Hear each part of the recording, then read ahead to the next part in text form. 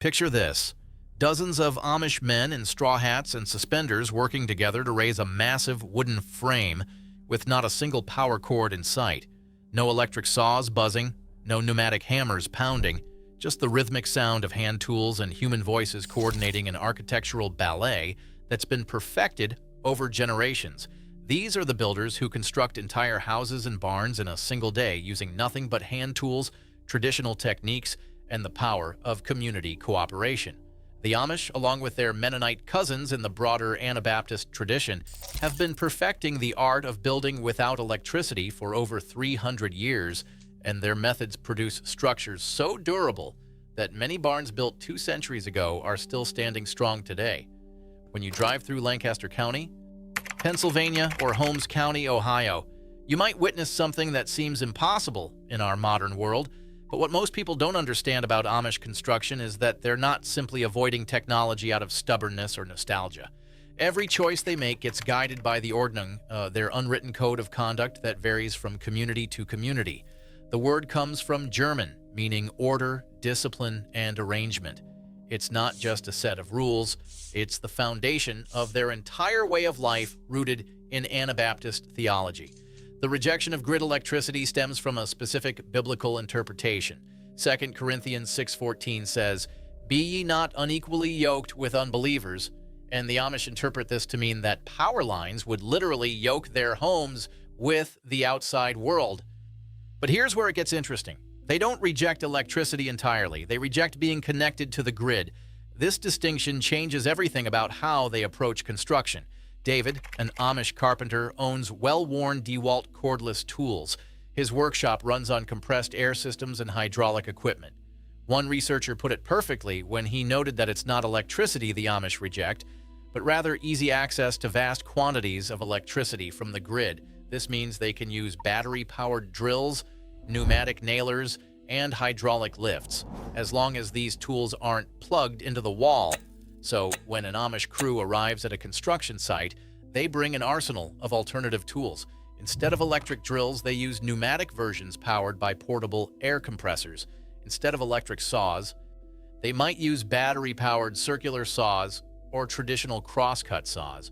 Hydraulic tools actually provide more power than electric ones because oil isn't compressible like air, offering greater force and control. The real magic happens before any tools touch wood. The entire construction process gets planned as a community event. When a family needs a new barn or house, the date is set weeks in advance.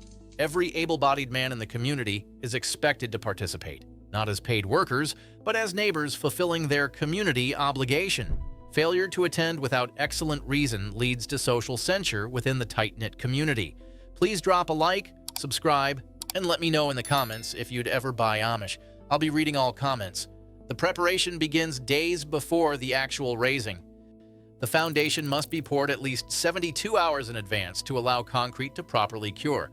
Meanwhile, experienced craftsmen prepare the frame components using traditional timber framing and joinery techniques that have remained unchanged for centuries. The mortise and tenon joint forms the backbone of Amish construction. This ancient technique involves cutting a protruding tenon on one piece of wood that fits perfectly into a mortise or slot cut in another piece. When done correctly, these joints are stronger than the wood itself and can last for centuries without metal fasteners. The skill required is extraordinary. Master craftsmen can cut these joints by hand with such precision that they fit together with just gentle tapping from a wooden mallet. Dovetail joints represent the pinnacle of traditional woodworking skill. These interlocking pieces require the precision of a surgeon and the patience of a monk. Each tail and pin must be cut to exact specifications so the joint locks together permanently. Many Amish furniture makers can cut perfect dovetails entirely by hand, a skill that takes years to master. The day of the barn raising begins before dawn. Women arrive early to start preparing massive quantities of food. This isn't just lunch, it's a feast designed to fuel 100 men working at maximum capacity for 10 to 12 hours.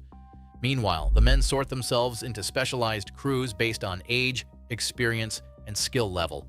Only certain specialists handle the critical joints and beam connections. Post and beam timber frame construction requires precise measurements and perfect alignment. Experienced crews take charge of raising the main frame, while younger men fetch materials and tools. The youngest children watch and learn, absorbing techniques they'll use when their turn comes to build. The actual raising follows a choreographed sequence that's been refined over generations. First, the sill plates are positioned on the foundation, then crews assemble bent after bent the prefabricated frame sections that form the skeleton of the structure. Each bent weighs thousands of pounds and requires perfectly coordinated lifting by 20 or more men. As each bent is raised, it's temporarily braced while the next section is prepared. The process continues until the entire frame stands complete, usually by mid-afternoon. Then comes the roof framing, siding, and finishing work. By evening, what was an empty foundation in the morning has become a functional building. Scott Miller captured this incredible process in Ohio, compressing 10 hours of construction into a 3.5-minute time-lapse video. 1,600 photographs show the transformation from dawn to dusk, revealing how traditional techniques can accomplish in one day what modern construction takes weeks to complete.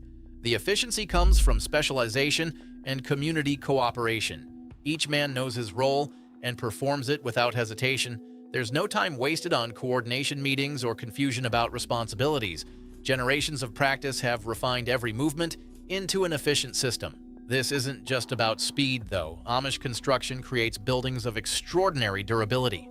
Many barns built over 200 years ago remain in active use today. This longevity stems from several factors that modern construction often overlooks. First, the materials themselves are carefully selected. Amish builders prefer oak and other hardwoods that improve with age. They understand wood grain and seasoning in ways that factory-trained contractors often don't. Each beam is positioned to maximize its strength and minimize stress. Second, the hand tool approach creates tighter tolerances than machine production. When you cut a joint by hand, you can feel the wood's response and adjust accordingly. This produces connections that are both stronger and more flexible than mass-produced alternatives. Third, traditional joinery techniques distribute stress across the entire structure rather than concentrating it at specific points.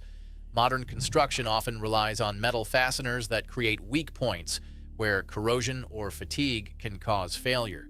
Wooden joints actually tighten over time as the wood seasons and settles. The training system that produces these master craftsmen operates through apprenticeship rather than formal education. Boys begin learning construction techniques as soon as they can safely hold tools. By their teens, they're contributing meaningfully to building projects. By their 20s, they've accumulated more hands-on experience than most modern contractors gain in entire careers. This knowledge transfer ensures that traditional techniques don't disappear. Each generation improves upon the methods of the previous one while maintaining the core principles that make Amish construction so successful. It's a living tradition that continues to evolve within traditional constraints. The 1985 film Witness brought Amish barn raising to mainstream attention, and the movie's depiction was more accurate than most viewers realized. Harrison Ford, who had been a carpenter before his acting career, insisted that all the on-screen woodworking be technically correct. The barn they built for the film was structurally sound, though they used spruce instead of the oak that Amish builders would have preferred. What's fascinating is that real Amish people appeared during filming. They weren't cast members or extras. They were local residents curious about the production. After filming wrapped, they asked who was going to get the barn, highlighting the practical mindset that characterizes their approach to construction. Today, Amish builders are increasingly in demand beyond their own communities. Their reputation for quality craftsmanship and reliability has made them sought-after contractors for mainstream construction projects. According to research from the Young Center for Anabaptist and Pietist Studies at Elizabethtown College, Amish businesses maintain a 95% success rate after 5 years, compared to just 55% for typical American businesses. This success reflects the same principles that make their traditional building methods so effective: attention to detail, community support, proven techniques, and a long-term perspective that prioritizes quality over quick profits. In a world increasingly dominated by disposable goods and planned obsolescence, Amish construction offers a compelling alternative that builds things meant to last for generations. The next time you see an Amish construction crew at work, you're witnessing more than just an alternative building method. You're seeing a complete philosophy of craftsmanship, community, and sustainability that challenges our assumptions about progress and technology.